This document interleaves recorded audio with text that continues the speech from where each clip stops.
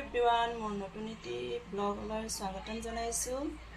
আজি মাটন বনাব লৈছোঁ। এয়া কি যোগাৰ কৰি লৈছোঁ আপোনালোকক অকণমান দেখুৱাই দিছোঁ। এয়া গৰম মছলা আৰু বিলাহী, পিঁয়াজ, আদা নহৰু আৰু তেজপাত আৰু এয়া জলকীয়া কাটিছোঁ দীঘল কৰি।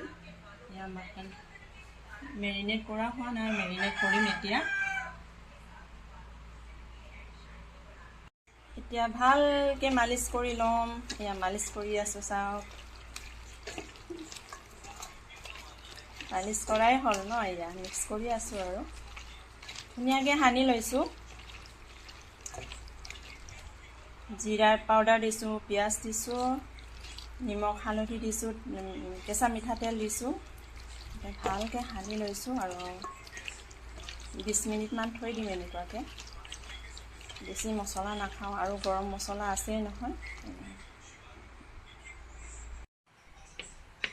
তেল ঢালি দিছোঁ।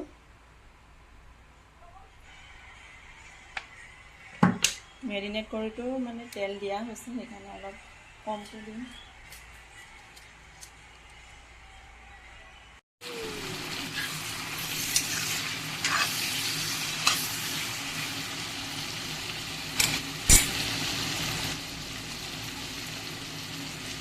বিলাহী, জলকীয়া একেলগে দি দিছোঁ।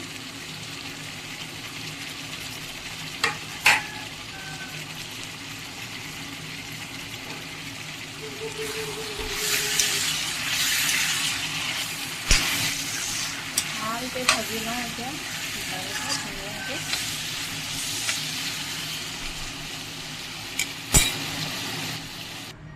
মাংসখিনি কুকাৰলৈ ট্ৰান্সফাৰ কৰি লওঁ।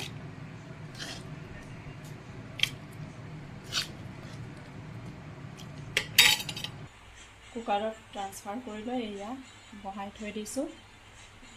2-3টা চিটি মাৰিব দিম, তাৰপিছত হৈ যাব। হোৱাৰ সময়ত আপোনালোকক আকৌ দেখুৱাম। চিটি মৰাৰ পিছত খুলি ল'লোঁ। খোলাৰ পাছত এয়া লাষ্টত এয়া জালুক 1 চিকুটমান দি দিছোঁ। বেছি নাই দিয়া, বহুত গৰম আজি। গৰমত আৰু বেছি জ্বলা খালে নহ'ব নহয়, মানে অকণমান দি দিছোঁ জালুকৰ গুড়া।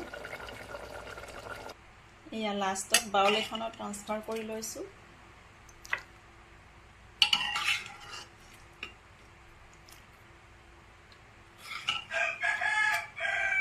মাংস বিলাহীয়ে, অকল আলু দিয়া নাই। অলপ জোল টাইপৰ বনাইছোঁ, কাৰণ দালি খাব মন নাইগৈ মাংসৰ জোল পালে।